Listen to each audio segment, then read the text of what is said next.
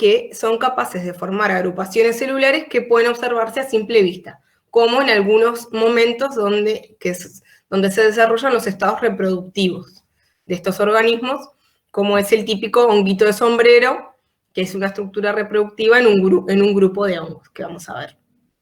¿No? Pero bueno, básicamente la mayor parte del tiempo los hongos están en estado microscópico, viviendo ya sea en el suelo, vamos a ver que también pueden ser acuáticos, y que también pueden vivir dentro del interior de otros organismos, ¿tá? Tanto de forma benéfica o como parasítica. ¿Tá? Profe, una pregunta. Usted dijo por cada planta cuántos hongos hay. Bueno, te lo repito. Sí. Mira, lo que de la bibliografía que yo busqué, encontré que están descritas unas 25.000 especies de plantas, y que como más o menos hay 6 especies de hongos por cada planta que se conoce, eso da una cifra de 1.500.000 especies. Dale, gracias. Dale, buenísimo. Bien. ¿Qué otra cosa? De esto seguimos. Bueno, ¿qué es lo que hace que los hongos sean tan diversos y sean tan exitosos en el planeta Tierra? ¿Por qué hay tantas especies de hongos, ¿no?, que se encuentran viviendo en el planeta y tienen esa capacidad de sobrevivencia que vamos a ver ahora en detalle? Bueno, básicamente el éxito radica, ¿tá?, en sus estructuras celulares, como es el caso de las esporas, porque una de las características exclusivas, exclusivas no, pero muy típica de los hongos, es que se reproducen por esporas. ¿Tá? Las esporas tienen un carácter taxonómico. ¿Qué quiere decir? Que nosotros, identificando al microscopio las esporas, podemos llegar a entender de qué especie de hongo estamos hablando. ¿Tá? ¿Por qué las esporas provocan el éxito? Justamente porque lo que permiten al hongo es dispersarse por todas partes. ¿Tá? Son estructuras muy livianas, muy pequeñitas y muy resistentes, que pueden durar miles de años en condiciones de dormancia, se le dice, hasta encontrar las condiciones aptas para germinar y formar lo que se le llaman los micelios, que el micelio, ¿tá?, es el grupo de hifas que forman la estructura de los hongos filamentosos. ¿Tá? Estas esporas, aparte de favorecer la dispersión del hongo, también se producen en gran cantidad, hasta, por ejemplo, 30.000 billones por día. Pueden sobrevivir, como les comenté, muchos años, hasta miles de años, y resisten a condiciones muy adversas como la desecación o la intensa radiación solar, e incluso en condiciones de congelamiento. ¿Tá? Por lo tanto, esta forma de reproducción le permite el perpetuarse al hongo por muchísimo tiempo y colonizar muchos ambientes diferentes. ¿Tá? Por otro lado, están las hifas, que es como la unidad celular de los hongos filamentosos, ¿tá? Que justamente son filamentos de células que tienen la capacidad de extenderse porque crecen de forma radial y por su ápice, y lograr la exploración de metros y metros o incluso kilómetros de sustratos. ¿Tá? Esto le va a permitir siempre al hongo estar en presencia, en la búsqueda permanente de sustratos para alimentarse, y a través de justamente la extensión de las hifas. ¿Tá? Y también tienen alto poder de penetración, por lo tanto van a poder como colonizar muchos sustratos diferentes. ¿Tá?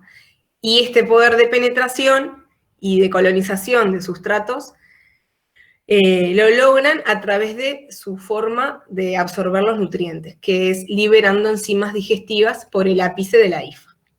Entonces, para que ustedes se imaginen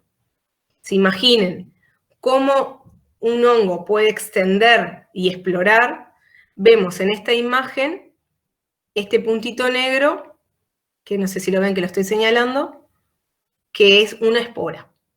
Cómo a partir de esta espora se forma toda esta red de hifas que se extienden, se van extendiendo en búsqueda de nutrientes de forma radial, ¿tá? Y bueno, por ejemplo, este micelio, que es el conjunto de hifas, como dice acá, está formado por 388 hifas, ¿no? Así que imagínense cómo a partir de una pequeña unidad celular, que es la espora, se puede llegar a formar un individuo tan extenso, ¿tá? Así que bueno, esas son como una de las características principales que tienen los hongos, pero no alcanza eso para poder distinguir. Profe, la IFA es como la rayita esa, ¿la vas contado por rayita? Como, Sí, tipo, claro. porque 300 Claro, vendría a ser una rayita. cada rayita que a su vez está ramificada. No es que cada rayita así es una hifa, es cada rayita con sus ramificaciones. Cada rayita, por más chiquita que sea, es una hifa, que tiene la capacidad de estar ramificada. Gracias.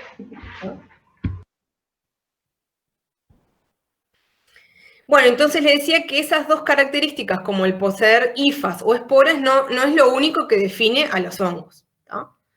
Como les enumero a continuación, hay toda una serie de características que son, que nos ayudan a identificar un hongo y a definirlo como grupo, como reino, ¿no? Bueno, además de eso, de la formación de esporas e hifas, tenemos que saber que todos los hongos son heterótrofos, ¿no? Ya todos se acuerdan, ¿no? Cuando yo hablo de heterótrofo, ¿a qué me estoy refiriendo? Calculo que sí. Bueno, si quieren que lo explique, me lo dicen. Bueno, se nutren por absorción, ¿tá?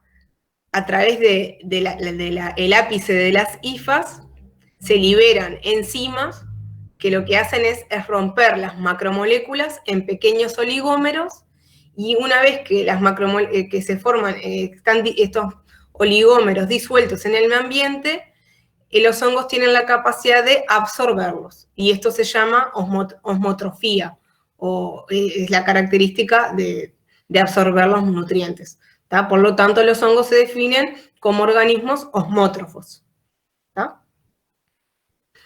Bueno, cuando hablamos, que dije que hablaba de los hongos filamentosos, me estoy refiriendo a un estado vegetativo que está formado por un micelio de hifas. Pero, sin embargo, los hongos también pueden ser unicelulares. Y este es el ejemplo de las levaduras, ¿tá? Que vamos a ver ahora algunas características de ellos. Otra de las cosas que es característico de los hongos es la composición de su pared, ¿tá? Que es única, porque está compuesta de un compuesto que se llama quitina, que se combina con otro que se llaman glucanos, ¿tá? Entonces, estos organismos, todos los organismos del reino Fungi, presentan en al menos una etapa de su ciclo de vida una pared formada de quitinas y o glucanos, ¿tá? Es bien típico. Y eso es importante resaltarlo porque nosotros ya estuvimos viendo como en otros organismos, por ejemplo las bacterias, la pared tiene una composición completamente diferente, ¿no? Incluso también, en este caso, también diferenciamos la composición de la pared de los hongos de las plantas que tienen celulosa, por ejemplo. Las paredes de los hongos no tienen celulosa, por eso es importante distinguirlo, ¿no? Bueno, ya dijimos que son eucariotas, que pueden ser uni o multinucleados, o sea, pueden en alguna fase de su vida, de su ciclo de vida, tener más de un núcleo. Mayoritariamente estos están en estado haploide, eso es otra característica muy, muy particular, o sea que las hifas, así como las vemos, ¿tá? Tienen haploidía en su, quiere decir un juego solo cromosómico. Algunos tienen la capacidad de reproducirse de forma sexual, ¿tá? Y todos tienen una capacidad aparte de reproducirse de forma asexual. Y esto es importante, que estas formas de reproducción son importantes porque cada filo de hongos o cada grupo de hongos tiene una forma muy particular en su ciclo de vida reproductivo, ¿tá? No todos tienen la capacidad, o hasta el momento se conoce la capacidad de la reproducción asexual, pero sí todos al menos se reproducen de forma asexual. ¿Qué quiere decir? Sin intercambio de información genética. O sea, la misma información genética de su progenitor va a ser transferida a su célula hija. ¿Tá? Y bueno, como ya dijimos, se propagan por esporas y generalmente los hongos forman estructuras reproductivas en las hifas o la propia célula se transforma para formar las esporas reproductivas, ¿tá? O sea que van a existir esporas tanto en la reproducción asexual como en la reproducción sexual. Y cada una de estas esporas va a llevar un nombre diferente, que es lo que nos va a permitir clasificar a los hongos. ¿Tá? ¿Hasta ahí la vamos llevando bien? Bueno, como dijimos que eran un grupo muy diverso, también obviamente su hábitat es muy diverso, porque son muy oblicuos. ¿Qué quiere decir? Que pueden colonizar prácticamente todos los ambientes terrestres, pero también algunos han colonizado ambientes acuáticos. ¿tá? También hay algunos que viven en simbiosis con otros organismos, como simbiosis que establecen con las plantas, o también hay algunos que establecen parasitismo con relaciones antagónicas, como son el caso de los patógenos de plantas y animales con los cuales convivimos a diario. ¿tá? Y bueno, su distribución es cosmopolita. Dentro del planeta Tierra lo vamos a encontrar desde las zonas más frías, como los polos, a las zonas más cálidas, como las zonas tropicales. ¿no? Y también, bueno, son importantes por su rol ecológico. No solo por eso de que ya me comenté que tienen capacidad de ser simbiontes de plantas u otros organismos, sino que también tienen importancia desde el punto de vista fitopatológico por la capacidad de producir daño en otras plantas, o también por su rol de patógenos en animales o humanos. Y bueno, son también lo que se denomina saprótrofos, que quiere decir son los principales recicladores de la materia orgánica en los sistemas terrestres, porque los hongos se alimentan de alguna forma, se nutren de materia muerta en descomposición. ¿no? O sea que son los grandes recicladores de los bosques, por ejemplo, en la hojarasca, que es lo que se llama la hojarasca. Bueno, podemos ahora introducirnos en repasar qué era una célula eucariota, ¿no? O sea, qué características tienen las células eucariotas de los hongos. Y este es el esquema de una levadura. ¿no? Entonces, una de las cosas más distintivas de estos organismos es la presencia del núcleo, que alberga toda la información genética. Acá tenemos una levadura que se está reproduciendo y formando una célula hija, y como va traslocando ¿no? los organelos, tiene filamentos de actina que le dan la estructura, como la rigidez a la célula. Y bueno, como todos los organismos eucariotas, tenemos mitocondrias, retículo endoplasmático, aparato de Golgi, vacuolas, algunos tienen peroxisomas, ¿tá? Membrana celular y una pared celular típica formada por quitina o glucano.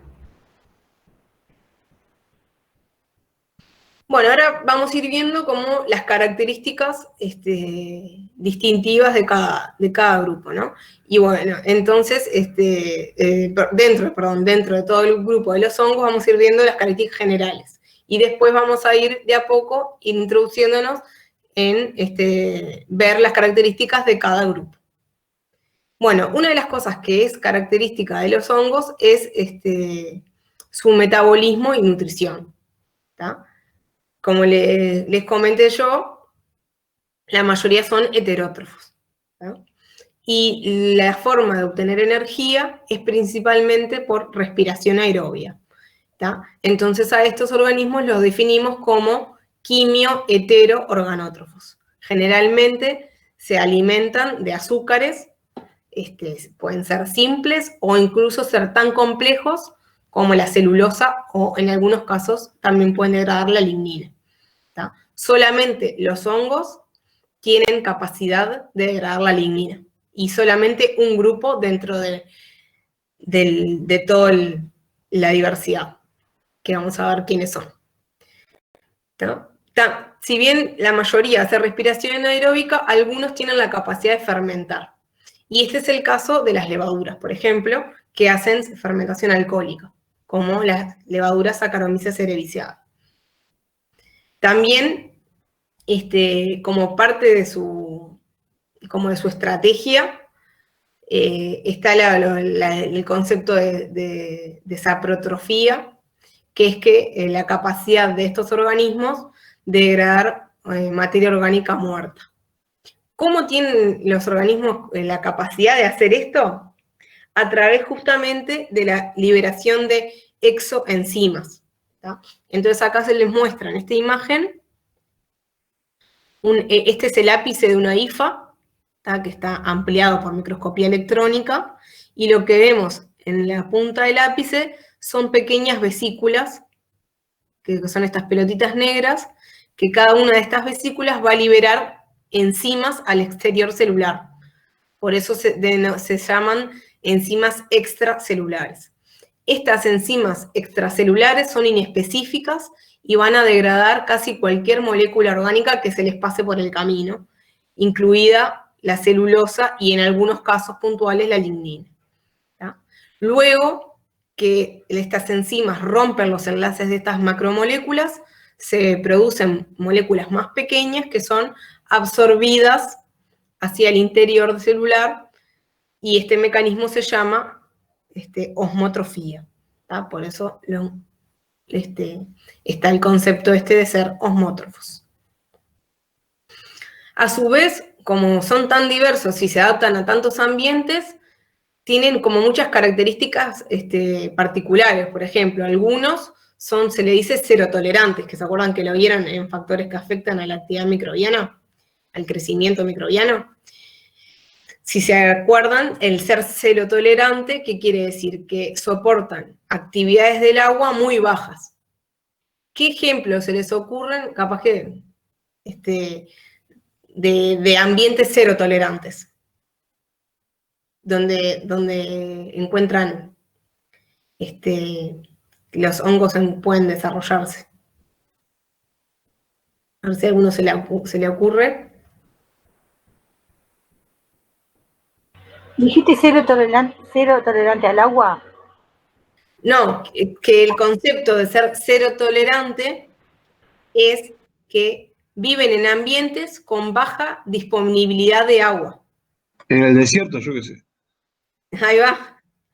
Por eso te pregunté, para mirar el desierto, pero no estaba segura. Claro. Bueno, sí pueden vivir en lugares muy secos, pero bueno, otro lugar que en realidad que es más cercano a nosotros, otro ambiente que colonizan, son con baja actividad del agua, son por ejemplo las mermeladas. Vieron que las mermeladas, como están saturadas en azúcar, no tienen casi agua disponible. Por eso que de esa forma las mermeladas conservan por muchos meses la fruta. ¿Entienden eso? Eso es un ambiente cero tolerante, porque tiene tanta azúcar que no queda agua disponible porque satura, el soluto satura las moléculas de agua. ¿Entienden eso? Eso lo explicaron, creo, en el teórico de los factores que afectan al crecimiento. Entonces, bueno, los hongos son los únicos capaces de vivir en este tipo de ambientes sin actividad de agua, prácticamente. Sí, lo explicaron también con fruta seca, ¿puede ser? También las frutas secas sería un ambiente cero tolerante también, porque están deshidratadas. Se le sacó toda el agua. Pero bueno, después de un tiempo, siempre vieron que hay que tener cuidado con los hongos porque ellos son capaces de resistir ahí, y cuando hay un poquito de humedad en el ambiente, las esporas germinan y colonizan rápidamente y echan a perder los alimentos, ¿no? A su vez, muchos son acidófilos, la mayoría de los hongos son acidófilos, o sea, que quiere decir que les gusta vivir a pH ácido. ¿Tá? Por eso cuando hablamos de medios de cultivo... Profesora, perdón que le interrumpí. Hay un alumno que también está preguntando si en el dulce membrillo también. Sí, yo no puedo ver el chat. Está en el chat que me están escribiendo. Ah, sí, sí.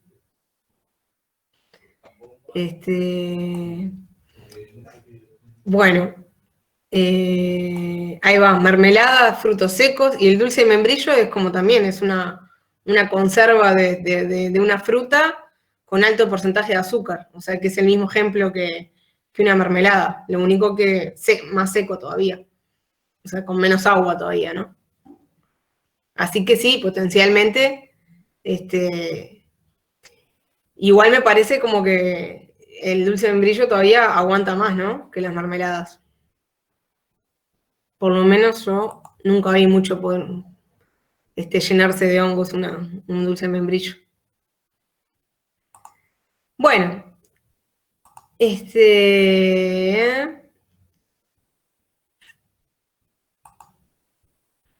y bueno, y aparte entonces de ser celotolerantes y acidófilos, también la mayoría son mesófilos, ¿tá? Que viven con temperaturas óptimas entre los 20 y pico y 30 y pico de grados.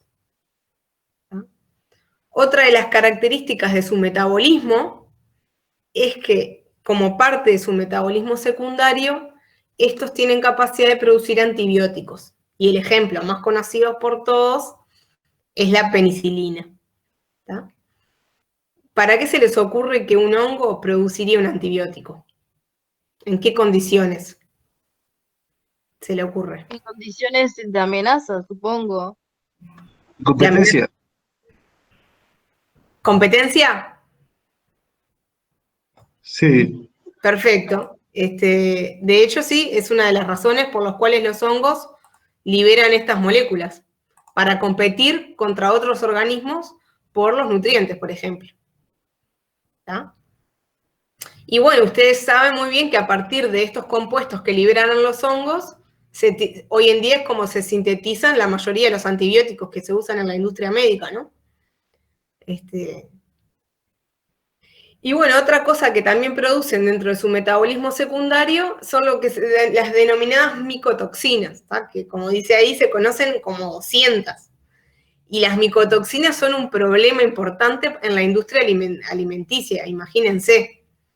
Si tenemos granos de alimentos almacenados, colonizados por hongos, es probable que estos hongos estén produciendo micotoxinas, y bueno, las micotoxinas son un problema porque muchos producen daños neurotóxicos o hepatotóxicos, y bueno, son muy perjudiciales para la salud. ¿Dónde más vimos nosotros en el curso de la producción de micotoxinas? ¿Alguno se acuerda? Cuando me salen los hilos, ¿no era? Perfecto, en el ensilaje. ¿Se acuerdan que cuando teníamos un silo que le entraba aire, ¿tá? Se desarrollaban los hongos, porque justamente su metabolismo es principalmente aeróbico, y este tipo de silos mohosos, se le llama, tiene el riesgo de presentar lo que es las micotoxinas, que pueden producir daño para el ganado, ¿no? O sea, como un riesgo a la salud para el ganado. Incluso las micotoxinas también son muy resistentes y son termorresistentes, y entonces después de la elaboración de ciertos alimentos aún pueden resistir las micotoxinas. Uno de los casos más comunes es, por ejemplo, en el trigo. hay un hongo que se llama Fusarium oxysporum, que produce una micotoxina que llega a la harina, la micotoxina. Entonces, por eso es importante siempre, todos los organismos reguladores miden el nivel de micotoxina en la harina antes de su disposición a la venta en el mercado. Entonces se exige un mínimo de tantos microgramos de micotoxina por kilo de harina. No me acuerdo bien, ahí le estoy tirando medio de paye, pero para que entiendan la importancia de contabilizar y estudiar las micotoxinas en alimentos también. ¿Tá? Bueno, esto es lo que les comentaba hoy, las vesículas con material de pared celular, dice, y secreción de enzimas digestivas en el ápice de la hifa.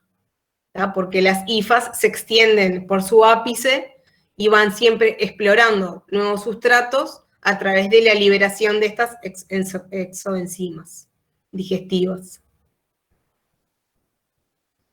Bueno, otra de las características que vamos a ampliar entonces de los hongos es la composición de su pared celular, que dijimos que la mayoría estaba formado por quitina y o glucanos. ¿Por qué es el IO? Porque puede estar formado por quitina y glucanos, quitina sola, ¿tá? O glucano solo generalmente no. Generalmente es quitina con un porcentaje de glucano o quitina sola. ¿Tá? También pueden tener otros polisacáridos, aparte de la quitina y los glucanos, como son los mananos, los galactanos o el quitosano, ¿tá? Que son todos moléculas bastante complejas, como se muestra ahí la imagen, que la quitina está formada por enlace beta 1,4 de N-acetil de glucosamina, y es muy similar a la quitina presente en los exoesqueletos de algunos insectos, ¿tá? En su composición. Por tanto, le da mucha rigidez a los hongos, este compuesto. Bueno, muchas especies de hongos difieren en la composición, ¿tá? De su pared, principalmente por poseer distintos arreglos de estas moléculas, ¿tá? Distintas combinaciones de estas moléculas. Y a su vez, un mismo hongo puede variar en la composición de su pared durante su ciclo de vida. Como dice ahí, las características y la forma de la pared celular de los hongos varía además dentro de su ciclo vital, y depende también de las condiciones ambientales de crecimiento para ver si puede sintetizar qué molécula, dependiendo de los recursos a su disposición en el ambiente. ¿Ah? Y bueno, miren, este sería como uno de los ejemplos de cómo se arreglan las moléculas en una pared de un hongo. Entonces acá, por ejemplo, tenemos la membrana, ¿tá? La membrana celular, característica formada por doble capa de fosfolipídica. Bueno, acá se le pone una proteína transportadora, y por encima tenemos unidas las moléculas de quitina, ¿ya? De la membrana, y de forma hacia el exterior se presentan como un arreglo en paralelo de las moléculas de los betaglucanos en conjunto con la quitina. ¿Tá? Y también se les muestra cómo puede tener, se llaman otro tipo de proteínas asociadas también a la pared. ¿Tá? Como para mostrarles un ejemplo. Pero bueno, lo importante es eso, saber cómo es la composición, que la composición puede variar según el estado vegetativo o las condiciones ambientales, y que varía entre distintas especies de los hongos.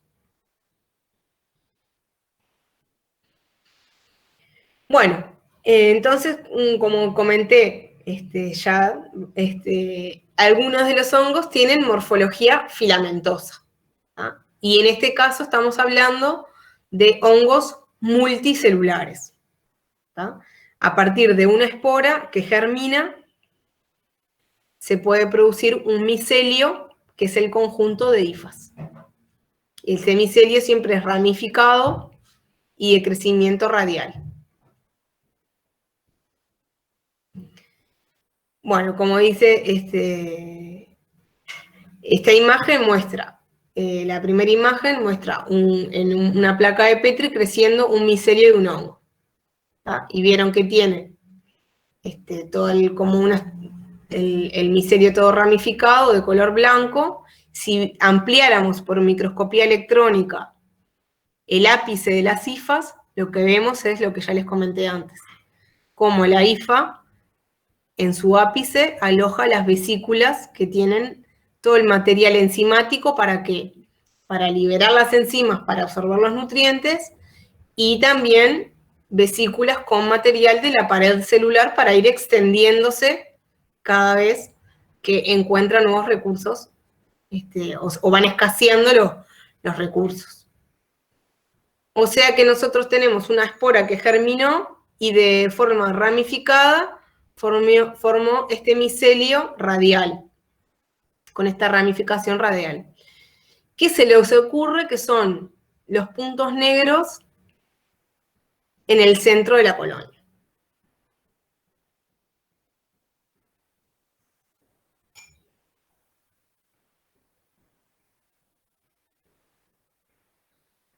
¿Ni idea? Las esporas. Muy bien, las esporas. ¿Y por qué será que las esporas se producen en el interior del micelio y no acá en la punta, por ejemplo?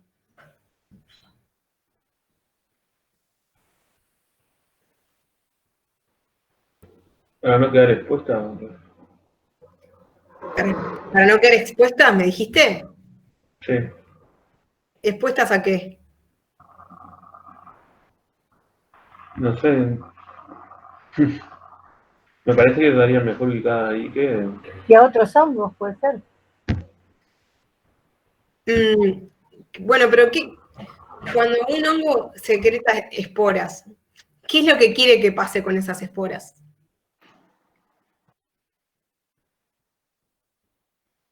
Si ustedes fueran un hongo y liberaran esporas, ¿qué les gustaría que las esporas hagan? se propaguen. Se propaguen. Entonces, justamente, tienen que estar expuestas al aire, porque de esa forma es como se propagan, ¿no? O incluso expuestas a algún pájaro o algún animal que pase por la vuelta y se le quede pegadas las esporas en las patitas del animal, por ejemplo, o del Para insecto. llamar la atención, entonces. Y bueno, pero ¿por qué no están en la punta de la IFA? ¿Por qué solo están en el centro? Bueno, ¿les ayudó? Bueno, la razón es porque en el centro de la colonia, del micelio del hongo, los recursos ya fueron nutricionales, nutritivos, ya fueron consumidos por el hongo. Entonces, en el centro está la parte vieja del hongo. ¿Qué quiere decir? La parte del hongo que ya explotó los nutrientes. Por lo tanto, ¿qué hace un hongo en condiciones de falta, escasez de nutrientes? Necesita, justamente, esporular, se le dice. Necesita reproducirse para irse de ahí, para explorar otros ambientes. Y esa es la razón por la cual en la parte más vieja del micelio del hongo se forman las esporas. Y los bordes del micelio son la parte más nueva del hongo. Por lo tanto, están en plena explotación de los nutrientes. A medida que crece, la esporulación va aumentando, hasta que llega un momento que el hongo deja de crecer por la escasez de nutrientes y las esporas sí o sí tienen que ir a colonizar nuevos sustratos. ¿Se entendió? Espero que sí. Perfecto. Buenísimo. Así que son para ir a colonizar otro, cuando ya se acaban los nutrientes, Claro, es para ir a colonizar otro. claro, es la estrategia evolutiva que tienen los hongos, porque vieron que los hongos no tienen posibilidad de moverse en realidad, porque son sésiles, se adhieren a un sustrato y pueden extenderse muchos centímetros, pero siempre, o sea, en un lugar fijo, como quien dice. Entonces, la posibilidad de reproducirse a través de esporas es lo que le permite al hongo colonizar otros ambientes, porque lo lleva al aire, porque lo lleva los arrastra una lluvia, porque queda pegada a las patas de los animales y los insectos. ¿Tá? Tiene muchas formas estratégicas los hongos de esparcir y dispersar sus esporas. Por eso es lo que me comentabas vos hoy, no me acuerdo ahora el nombre porque no los puedo ver, entonces no sé los nombres de las personas, pero un compañero dijo, están en el centro para protegerse del ambiente, y en realidad es todo lo contrario, porque nosotros queremos que estén expuestas las esporas al ambiente para dispersarse. ¿Se entendió la idea? Sí. Buenazo. Bueno, siguiendo la línea de los hongos filamentosos, nosotros hasta el momento hablamos de las hifas, pero si nosotros nos acercamos con la lupa y con el microscopio electrónico, nos damos cuenta que las hifas tienen distinta configuración. ¿Qué quiere decir? Que hay hongos que tienen hifas donde todos los organelos de las células están unidos unos con los otros, y eso se llama cenocítico. ¿Tá? ¿Qué quiere decir? Que la hifa es un tubo por el cual se mueve el citoplasma junto con todos los organelos, o tenemos hifas que tienen septos, ¿tá? Se llaman hifas septadas. Y estos septos, algunos permiten el pasaje de organelos y citoplasma y otros no. ¿Tá?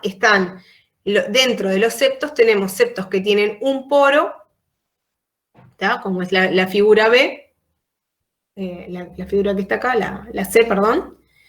O tenemos septo con múltiples poros, como es el caso de la figura D. ¿Tá?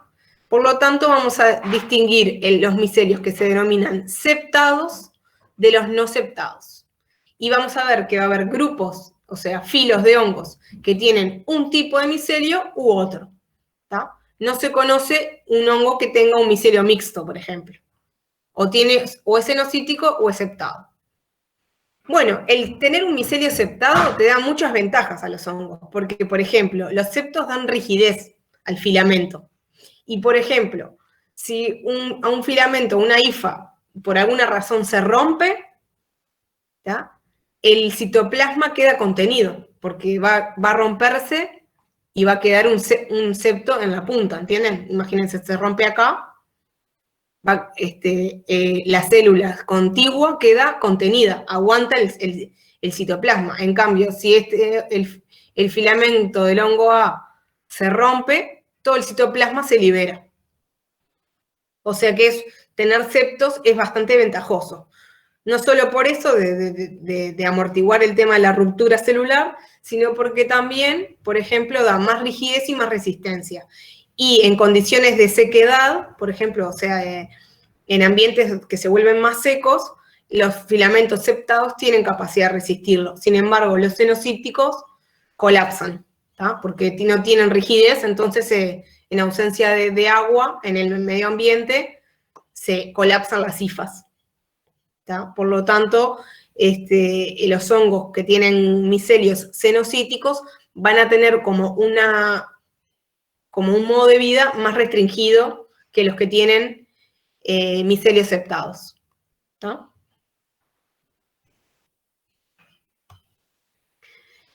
Bueno, y ahora podemos centrarnos en estudiar la otra forma de vida de los hongos, que es a través de los hongos unicelulares, como es el caso de las levaduras. ¿Tá? Todos los hongos unicelulares se les denomina levaduras.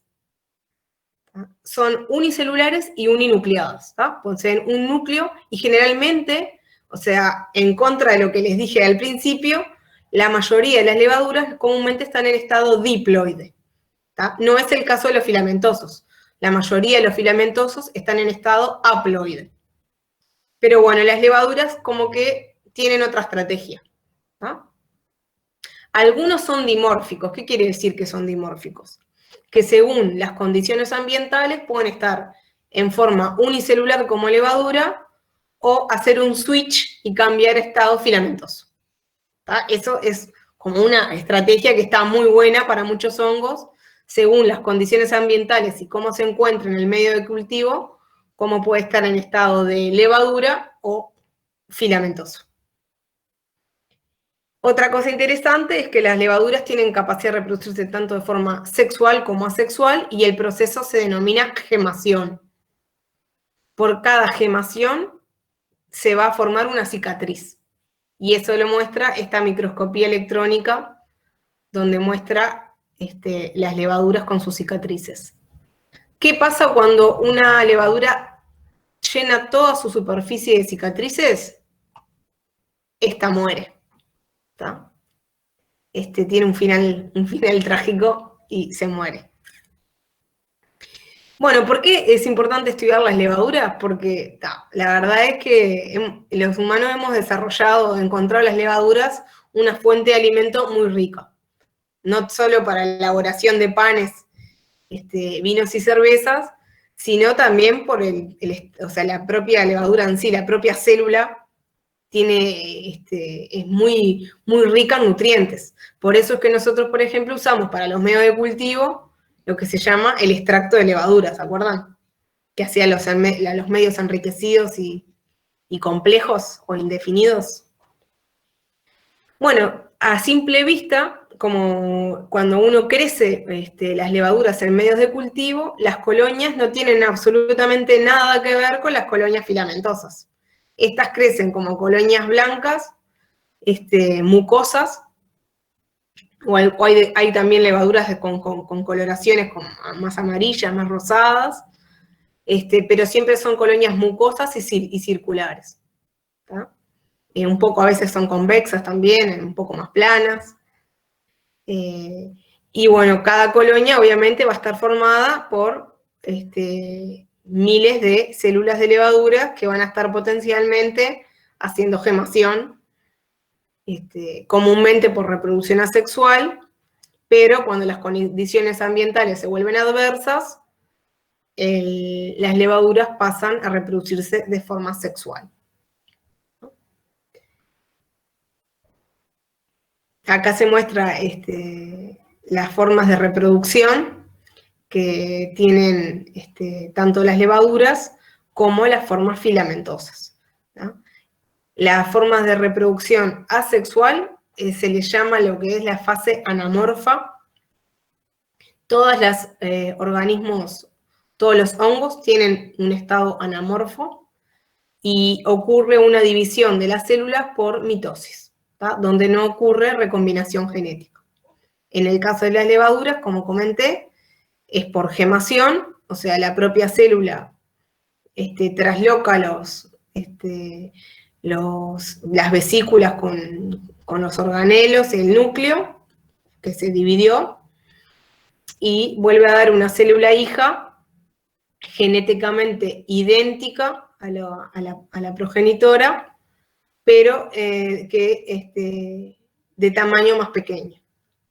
¿Tá? En cambio, las células filamentosas, que también producen mitosis, a veces desarrollan estructuras más complejas por ramificación de las hifas que van a producir esporas en gran cantidad y, bueno, estas se van a dispersar, ¿no? O sea, una cantidad de esporas cada espora va a dar una nueva hifa para formar un nuevo filamento, grupo de hifas para formar un micelio. ¿Tá? Generalmente lo que pasa en los filamentos de las hifas es que se da una fisión transversal, que quiere decir que una hifa se ramifica y se fragmenta. Y al ramificarse en el ápice de la hifa, se fragmentan para dar cada una de estas esporas, que va a ser la unidad celular asexual. ¿No? Bueno, las esporas, la forma en cómo se forman las divisiones de las hifas, o sea, la tipo de estructura, cómo se ramifica la espora, es un carácter taxonómico. Y tienen se les puso muchos nombres diferentes. Por ejemplo, si la hifa se ramifica como si fuera una flor, ¿tá? Con pétalos, y si nos imaginamos que estos fueran los pétalos, esta estructura se llama conidio, ¿tá? Conidioesporas, es este caso. Si se forma un saco como si fuera un globo lleno de esporas, esta estructura se llama esporangio, ¿tá? Y porta lo que se llaman las esporangioesporas. Este saco se va a romper y cuando se rompe se liberan las esporas. Después tenemos otras formas más simples, que es que se fragmente la hifa directamente, y generalmente esto ocurre, obviamente, en los micelios septados. Cada septo va a formar una nueva espora, ¿tá? Y este es el caso de las artrosporas, por ejemplo. O por gemación de la hifa, que cada hifa da un brotecito con esporas, y esto se llama blastoesporas, que es el caso del dibujo que está acá.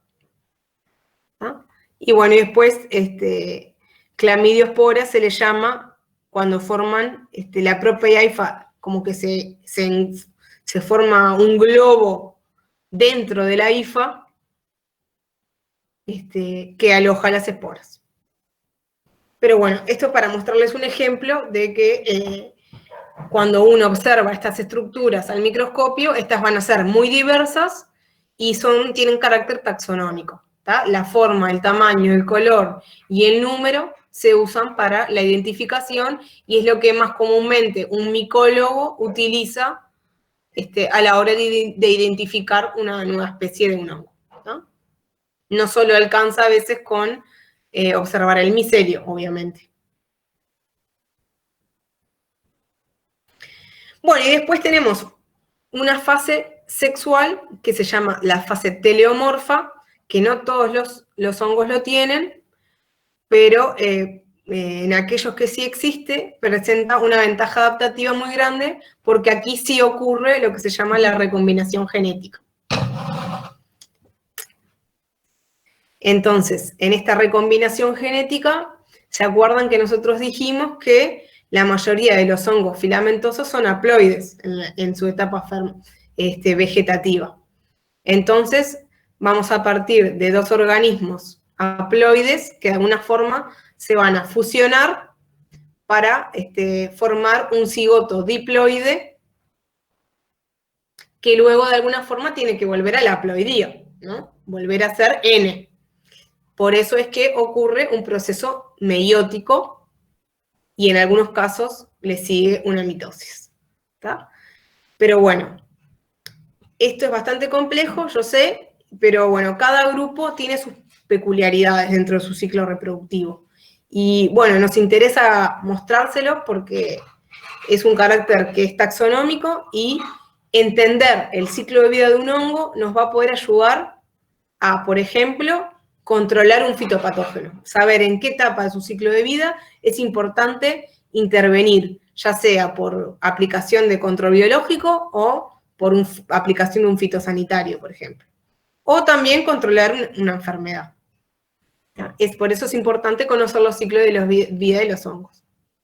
En algunos casos, para llegar al cigoto, ¿tá? Se forma un proceso intermediario, que se llama un estado dicariótico, o N+N, en el cual se fusionan la membrana citoplasmática, esto se llama plasmogamia, sin unión de los núcleos, ¿tá?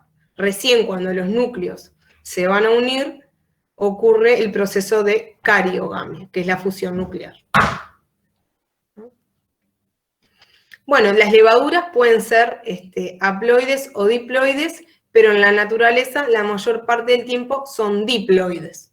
O sea que ellas a través de una mitosis van a volver a dar organismos diploides, pero cuando sufren una meiosis es que pasan al estado de haploidía, que esto generalmente ocurre cuando las condiciones nutricionales son escasas o de alguna forma el organismo sensa un peligro.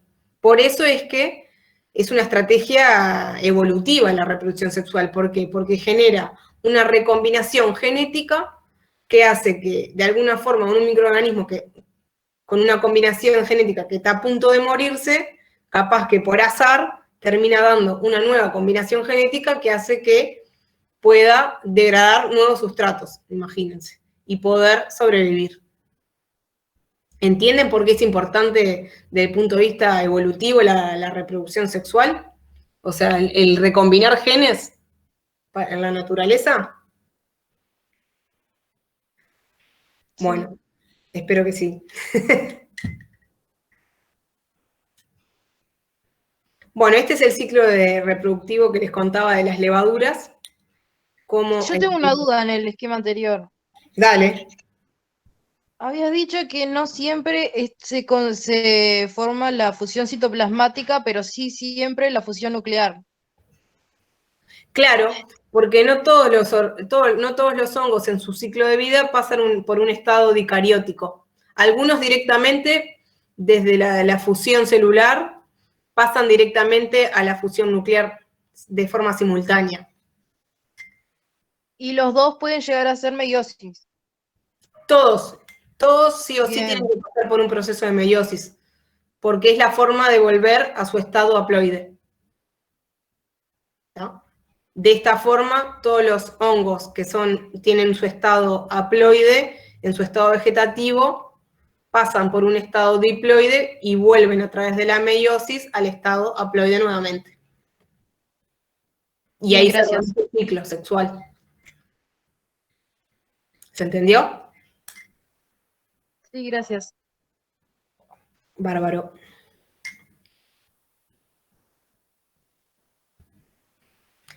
Bueno, y en las levaduras les contaba que tiene la particularidad de que, como es unicelular, esta va a gemar para dar una nueva célula hija, que en el caso de la reproducción sexual involucra a dos levaduras, porque tiene que haber recombinación genética, ¿no? Si la misma levadura no puede autorrecombinarse.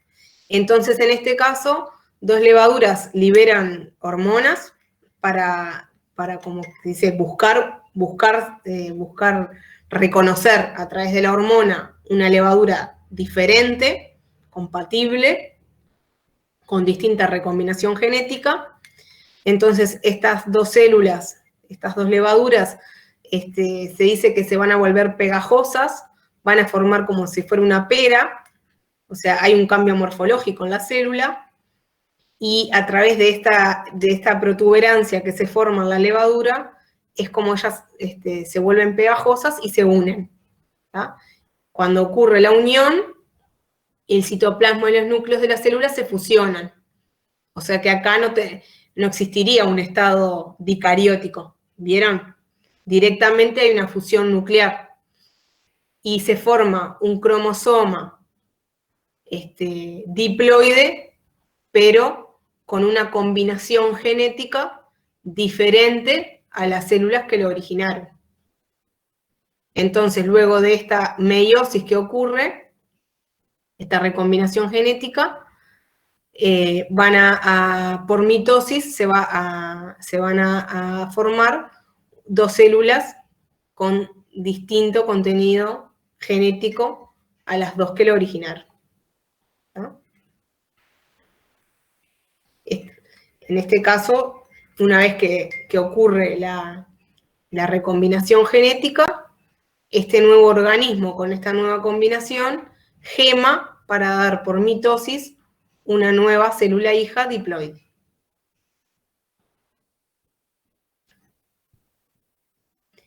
Bueno, a su vez, los hongos tienen capacidad de formar estructuras que les permiten tolerar condiciones adversas por mucho tiempo, que se denominan esclerotos.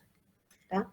Los esclerotos son formas de compactación de las hifas que generalmente permanecen sobre material vegetal y en el suelo o en rastrojo, y ellos lo que hacen es entrar en latencia.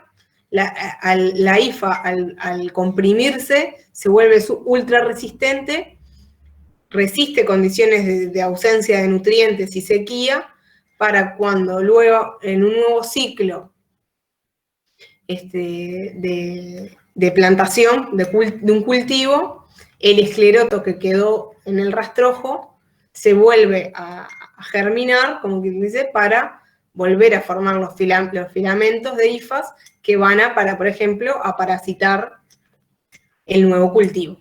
¿No? Esto es típico, por eso les comentaba, en fitopatógenos de plantas. Por eso es cuando es la estrategia que han desarrollado los hongos para resistir los periodos entre cultivo y cultivo. Esta es una de las razones por qué, por ejemplo, es importante rotar cultivos y no plantar siempre el mismo cultivo en el mismo suelo.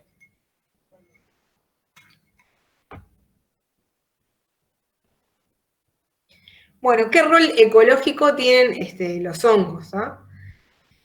Bueno, estos organismos son únicos porque desarrollan procesos biológicos que sustentan muchos, por ejemplo, fundamental en la descomposición de la materia orgánica. Hay un video que está muy interesante que muestra un mundo sin microorganismos, o sea, qué ocurriría en el mundo si no existieran microorganismos. Y bueno, una de las cosas que ocurriría es que se acumularía muchísima materia orgánica, mucha basura, muchas hojas muertas, porque los hongos son los principales degradadores de todos los ecosistemas. O sea, tienen alto poder destructivo.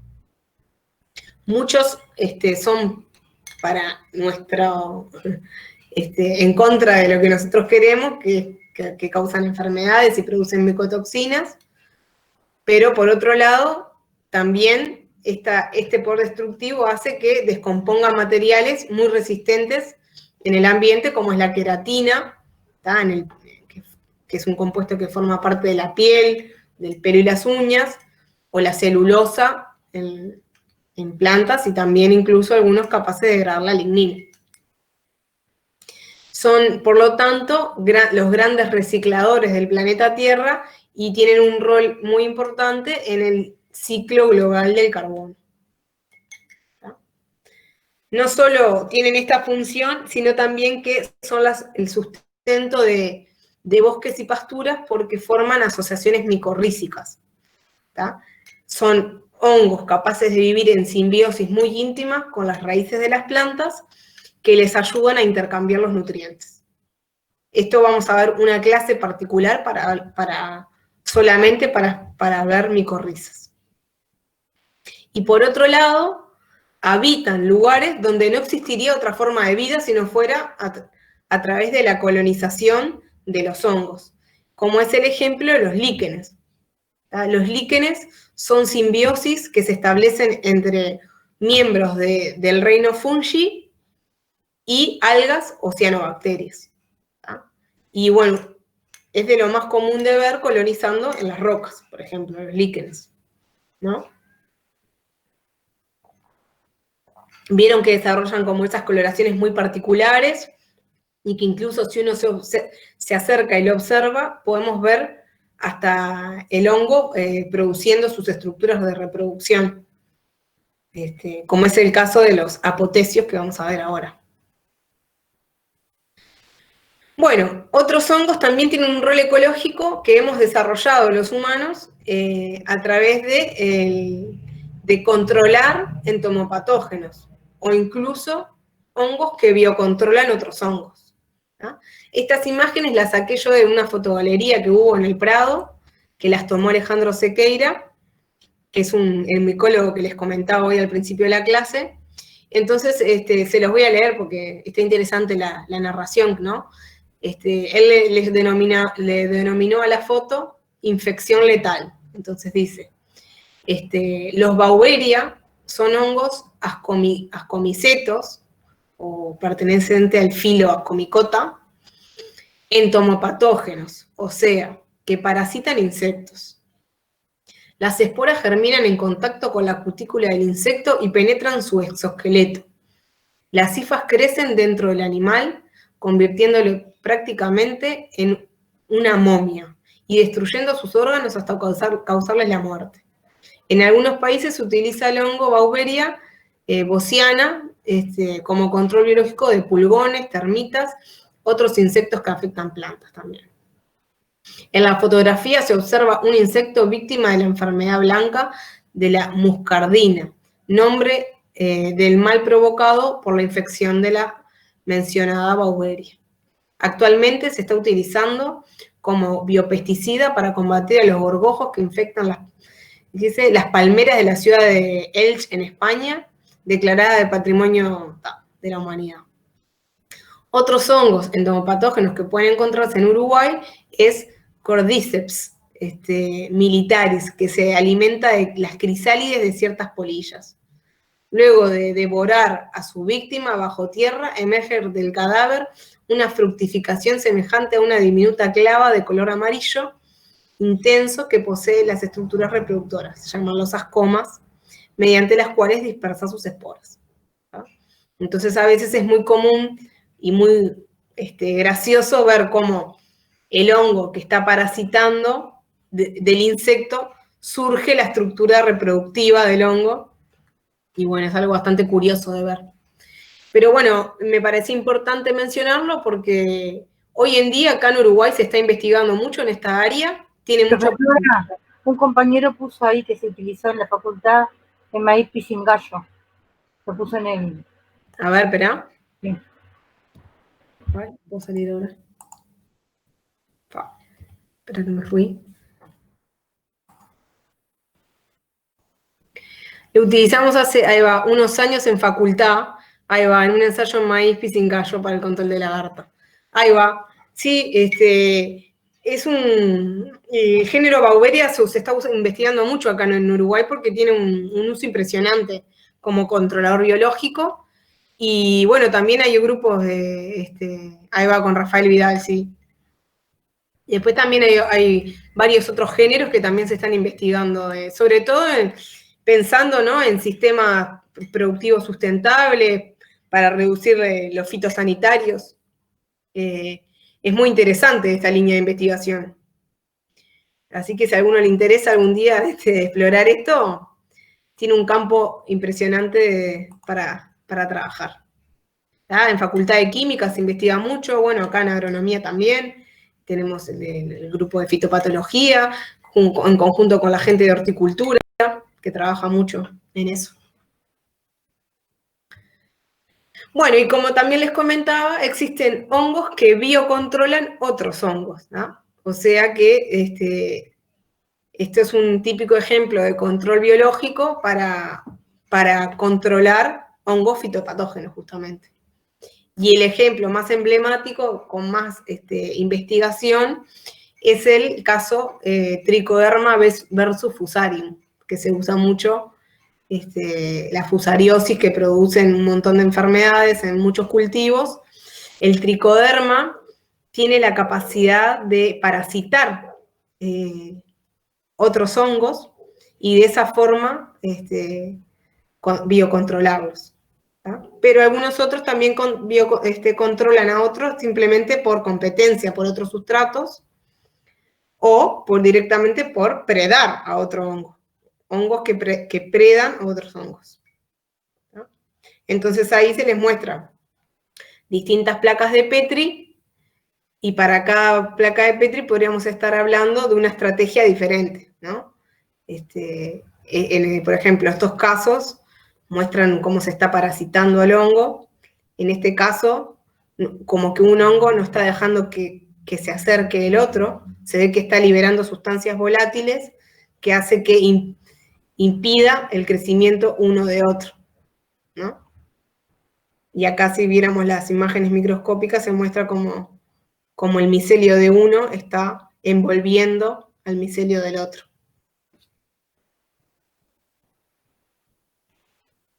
Bueno, yo diría de hacer una pequeña pausa de unos 15 minutos.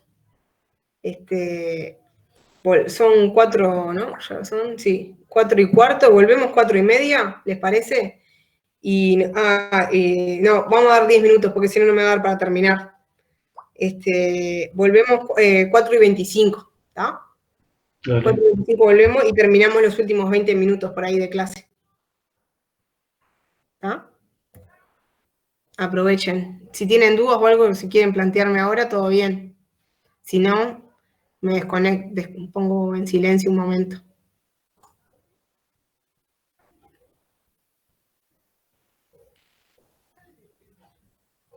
Bien.